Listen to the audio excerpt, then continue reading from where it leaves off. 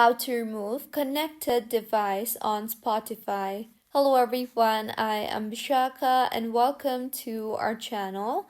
Now let's get right into the tutorial.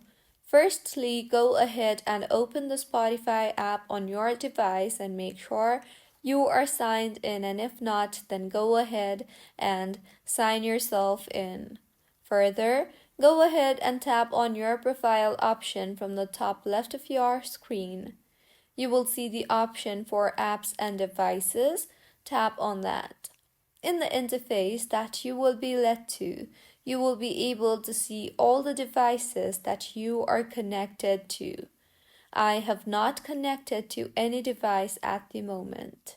If you have device connected, then simply tap on the device name and you will see the option for forget the device. Tap on that to forget the device, and with this, the device will be removed. So, this is how you can remove connected device on Spotify. If you find this tutorial helpful, please like the video and do comment if you have any queries. Also, do subscribe to our channel for more helpful tutorials like this. See you on the next one.